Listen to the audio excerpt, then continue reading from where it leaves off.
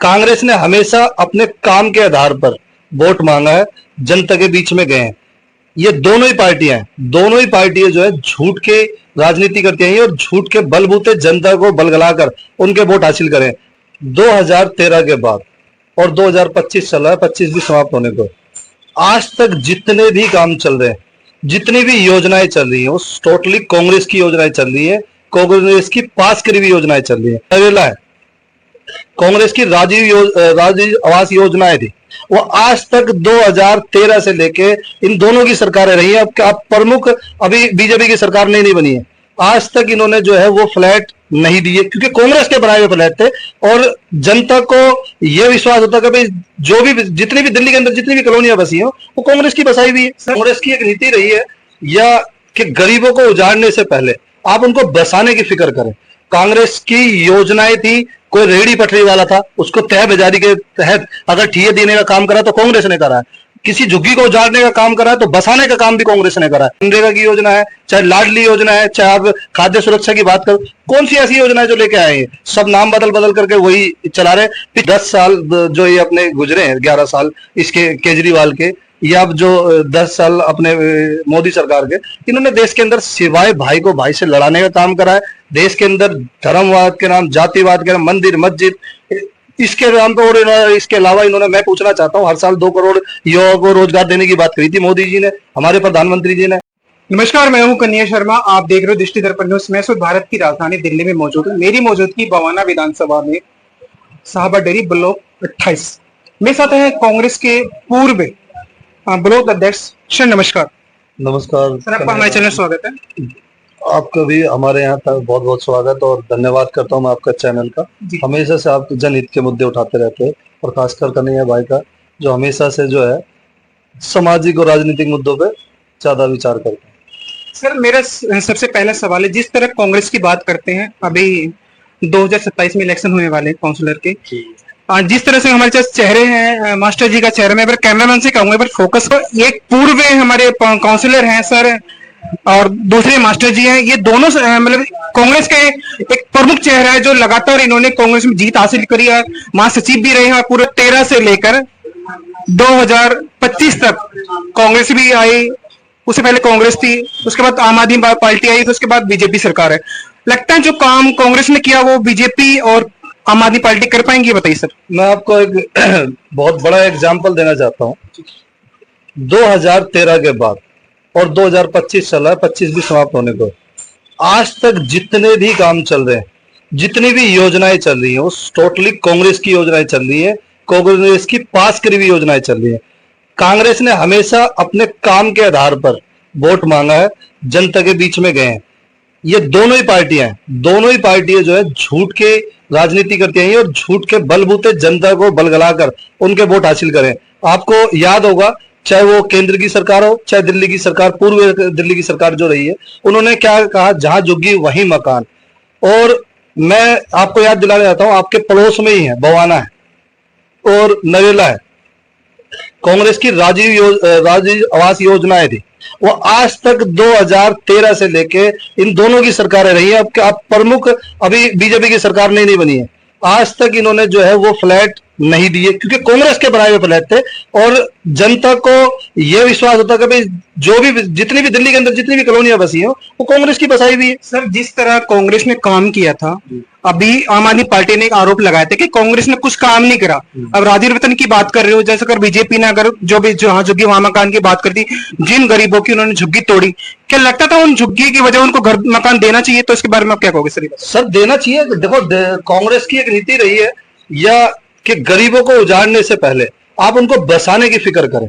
कांग्रेस की योजनाएं थी, कोई रेहड़ी पटरी वाला था, उसको तय बाजारी के तहत अगर ठिये देने का काम करा तो कांग्रेस ने करा है। किसी झुग्गी को उजाड़ने का काम करा है तो बसाने का काम भी कांग्रेस ने करा है। जितनी भी कॉलोनियां है देश के अंदर, दिल्ली के अंदर, वो सब जो कांग्रेस की दी हुई है। आप चाहे ग्राम योजना के तहत देख लो, जितने जो SC ST मुस्लिम माइनॉरिटी या जिनको भी पट्टे के तहत अगर प्लॉट दिए हैं तो कांग्रेस के दिए हुए। आज तक चाहे मनरेगा की योजना है, चाहे लाडली योजना है, चाहे आप खाद्य सुरक्षा की बात करो, कौन सी ऐसी योजना है जो लेके आए हैं? सब नाम बदल बदल करके वही चला रहे। पिछले 2 योजनाएं थी वो सब बंद कर दी।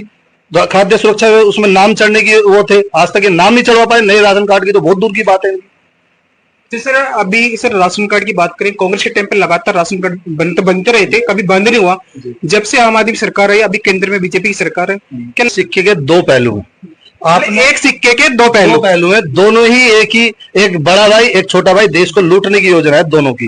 बीजेपी तो ये कहती कांग्रेस और आम आदमी दोनों एक सिक्के के पहलू हैं, इसके बारे में आप क्या बताओगे? ये जो समुद्र है, कांग्रेस एक समुद्र है, कांग्रेस के अंदर दुनिया आती है दुनिया जाती है, ऐसी बीजेपी है।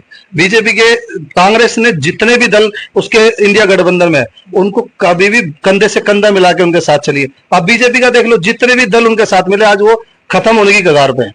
तो कांग्रेस का तो यह है कि कांग्रेस ने हमेशा जो है एक वो कहते हैं ना पंक्ति की लास्ट लाइन का हर इंसान के उन्होंने देखने की वो करी है, उसको भी उठाने की कोशिश करी है। तो ये पिछले 10 साल जो ये अपने गुजरे हैं, 11 साल इसके केजरीवाल के, या अब जो 10 साल अपने मोदी सरकार के, इन्होंने देश के अंदर सिवाय भाई को भाई से लड़ाने का काम करा है। देश के अंदर धर्मवाद के नाम, जातिवाद के नाम, मंदिर मस्जिद इसके नाम पे, और इसके अलावा इन्होंने, मैं पूछना चाहता हूँ, हर साल 2 करोड़ युवाओं को रोजगार देने की बात करी थी मोदी जी ने, हमारे प्रधानमंत्री जी ने। मुझे हर साल की बात छोड़ो, मैं कह रहा हूँ पिछले जो है अब इन्होंने 11 साल निकाल दिए, एक भी किसी युवाओं को ले आओ कि भाई इन्होंने जो है अगर उन्हें नौकरी दी है। सर कांग्रेस के टाइम पे मनमोहन सिंह प्रधानमंत्री रहे, क्या मतलब उन टाइम की वैकेंसी हुई थी सर? कितनी वैकेंसी, कितनी बाहर से उन्होंने कंपनियां ले गए। आप देख लो 2013 के बाद से कितनी कंपनियां देश छोड़ के चली गई। मेरा कारों काम है, फोर्ड चली गई, फिएट चली गई, काफी वो करा था, पर लगातार विपक्ष ने इनको पर दबाव डालने के बाद वो कानून खत्म किया। इस बारे में तो सर आपको काफी नुकसान हुआ था, तो इसके बारे में क्या कहोगे? क्या मैं आपको बताऊं, आपने वीडियो भी देखी होगी, करोड़ों रुपए की गाड़ी लोग खाते हैं, लेके आते हैं बड़े अरमानों से। उसने कैसे कैसे उसका जो है मतलब चुकाया है, किस लोन कैसे कैसे अपना पेट काट के चुकाते हैं, और फिर एकदम से सरकार कह देती है। मैं कहता हूं कि आप उसकी फिटनेस तो चेक करो, अच्छी अच्छी भली गाड़ियां जो है। अब आप ये गाड़ियों की तो फिटनेस है, अभी हमारे यहाँ प्लान के रेस हो रहे हैं, कितने कितने साल पुराने हैं, कांग्रेस के लाए हुए हैं, उनकी कोई फिटनेस चेक नहीं होती, वो चल रहे हैं। क्योंकि वो सिवाय इन्होंने अपने बड़े बड़े जो है देश के कुछ उद्योगपतियों को फायदा पहुंचाने के लिए इन्होंने ये स्कीम लागू करी है। आप क्या है, आप देख लो, ये पेट्रोल डीजल की बंद होने के बाद इनकी जो है इनके बड़े जो है 2-3 उद्योगपति उनके दोस्तों की जो इलेक्ट्रिक कारें ला रहे हैं।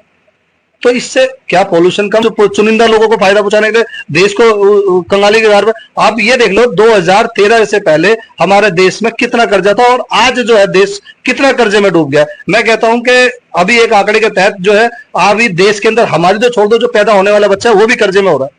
सर जैसे मान लो आप लगातार कह रहे हो बीजेपी और आम आदमी पार्टी, अगर हम दोनों की बात करके छोड़ के मैं कांग्रेस की तरफ मैं ध्यान से देखना चाहूंगा। जैसे कांग्रेस के टाइम की बात बता रहा हूँ सर, 2011-12 कांग्रेस ने 15 साल शीला दीक्षित ने दिल्ली के राज किया, केंद्र में सरकार रही कांग्रेस की। अब केंद्र में बीजेपी सरकार है, दिल्ली में भी बीजेपी की सरकार है। क्या लगता है दोनों मिलकर दिल्ली का सुधार कर पाएंगे? सर मैं ये कह रहा हूं, आप हमारे से नहीं, कांग्रेसियों से मत पूछो, एक आम जनमानस से आप जाके पूछोगे, दिल्ली के 15 साल शीला दीक्षित के और 10 साल मनमोहन सिंह सरकार के, आप वो कह देंगे उस टाइम देश खुशहाल था। लोग अब ओबामा जैसे राष्ट्रपति अमेरिका के वो सलाह लेने आया करते थे हमारे प्रधानमंत्री मनमोहन सिंह जी से। दिल्ली की जो काया पलटी है, आप जैसे भाई अभी लखनऊ से आए हैं, तो इन्होंने उस 15 साल पहले की दिल्ली और आज की दिल्ली में जमीन आसमान का फर्क है। उसका जो नक्शा, जितना भी जो श्रेय है वो स्वर्गीय शीला दीक्षित जी के टाइम पे हुआ है, और आज तक जितने एलिवेटेड रोड बन रहे, जितने जो भी ये बसें आई हैं वो शीला दीक्षित के टाइम पे, जितने आप टैंकर देख रहे हैं वो शीला दीक्षित के टाइम पे। सर आप जनता की बात करें, मैं अभी जनता की बताता हूँ। जैसे ग्राउंड लेवल की हमने एक एक्टिविटी करी थी, तो वहां पे हमने जनता से पूछा था कि जिस तरह 2000 कांग्रेस की सरकार में रही, क्या लगता था उस टाइम ज्यादा भारी था या आम आदमी या बीजेपी में क्या भारी था? उन्होंने मुझे सीधा सवाल दिया, भाई जो काम कांग्रेस ने किया, जो खाते थे कमाते, हमें ये नहीं पड़ता था ये हम कांग्रेस की तरह और आम आदमी की सरकार है, हमें तो ये पता कि चीनी का रेट क्या है, दाल का रेट क्या है, आटे का क्या रेट है। कांग्रेस के टाइम ऐसा कुछ पूछना नहीं पड़ता। तो इसके बारे में क्या प्रक्रिया बताओगे सर? उस टाइम जो लोग 2013 से पहले 100 रुपए लेके जाया करते थे, सब्जी का थैला भर के लेके आया करते थे। आज 1000 रुपए लेके भी जाते हैं ना, तभी थैला नहीं भरता। जो आज आप छोटी सी चीज ले लो, मैं एक स्कूटरी लेके आया था 2012 के अंदर, उस टाइम वो स्कूटरी का रेट था 57,000 रुपए का, और आज वो स्कूटरी 1,10,000 रुपए की है। जो पेट्रोल हमारे देश, हमारे स्वर्गीय प्रधानमंत्री मनमोहन सिंह जी के 56-57 प्रति बैरल तेल आया करता था, उस टाइम जो है मनमोहन सिंह जी की सरकार में 57 से लेकर 60 रुपए पेट्रोल मिलता था। आज प्रति बैरल तेल जो है 35 से 37 रुपए प्रति बैरल आ रहा है। आज ऐसा क्या हो गया, जो पड़ोसी देश हमारे से खरीद के वहां सस्ता बिक रहा है और हमारे देश में महंगा बिक रहा है, 100-110 रुपए लीटर तेल बिक रहा है। तो इससे बड़ा भ्रष्टाचार और क्या होगा देश के।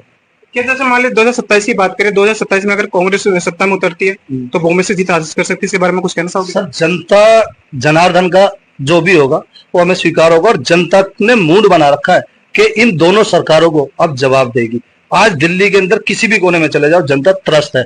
इनके जो हर पल लोगों को ये भय है, अगर मैं आज इस दुकान में बैठा हूं तो मुझे भी कहीं ना कहीं ये भय रहता है कि यार पता नहीं कब कोई एमसीडी आ जाए, कब कोई दिल्ली सरकार का कोई नोटिस आ जाए। तो आज इन्होंने पूरी दिल्ली को भय बना दिया है, लोग त्रस्त हैं इनकी उससे। तो आज जो है सब लोग दिल से ये चाह रहे हैं कि भाई कांग्रेस आ जाए, कांग्रेस को। बुलडोजर एक्शन की हम बात करें, मैं सुरेंद्रनगर मार्केट की बात कर रहा हूँ, रात को 11 बजे तक भी वहाँ पे बुलडोजर एक्शन हुआ। वहाँ के जितने भी व्यापारी हैं, जितने भी वहाँ पे कारोबार करने वाले, लगातार मतलब खून के आंसू रोए हैं, और आज कांग्रेस को वो याद कर रहे हैं कि भी कांग्रेस के टाइम पे हमने कभी भी नहीं सोचा था भी कांग्रेस रात को आके राजनीति पे अपने प्रचारों पे इनके खर्चा हो रहा है। आज मैं आपको ध्यान दिलाना चाहता हूँ, हमारे पूर्व काउंसिलर साहब हैं सदानंद जी, इनके राज में 2016 के अंदर उन्होंने उद्घाटन करा था। आज तक वो यूं का यूं स्कूल डिस्पेंसरी चमचमा रही हैं। 4 साल के अंदर इन्होंने नया स्कूल बनाया था, पूरा कांग्रेस ने नींव रखी थी, कांग्रेस ने के टाइम की वो स्कूल अच्छी तरह चल रहा था, इन्होंने दोबारा से उसको तोड़ के बनाया। 4 साल के अंदर वो जर्जर हालात में गिर रहा है। आज वो गिरने की कगार पे, स्कूल बंद कर दिया है, बच्चे कहीं और शिफ्ट कर दिए इन्होंने। तो और जीता जागता उदाहरण क्या देंगे जो भ्रष्टाचार है। मैं आपसे एक बड़े कड़वे शब्दों में कहना चाहता हूं, आप दिल्ली के जितने भी इनके आम पार्टी के एमएलए, चाहे इसके बीजेपी के एमएलए, इनकी कुंडली निकाल लें कि ये पहले क्या थे और आज क्या है। सर एक बात और, जैसे मान लीजिए कांग्रेस की हम बात करें, कांग्रेस में एक नेता थे लवली सिंह, ऐसा क्या हुआ जो छोड़ के वो बीजेपी में चले गए? सब कुछ लोग होते हैं स्वार्थी, अपने स्वार्थ के लिए कभी भी कहीं पर खोट है। मैं हूं आज जो अगर इनके सामने दीवार चट्टान है ना, वो राहुल गांधी है। राहुल गांधी को इन्होंने हर तरीके से प्रताड़ित किया, लेकिन वो इंसान झुका नहीं, और सामने आज भी टक्कर लेने वाला इस देश के अंदर कोई है तो वो राहुल गांधी है। राहुल गांधी बनना चाहिए की पुकार हो रही है सर। जो इन्होंने एक छाप छोड़ी थी ना कि भाई राहुल जी पप्पू, राहुल पप्पू, आज लोग भूल गए। आज उसको आज आप एक जनता के बीच में जाके लगा दो ना, बड़ा आज हमारे देश के जवानों ने कुर्बानी दी, हमारे नागरिकों ने कुर्बानी दी।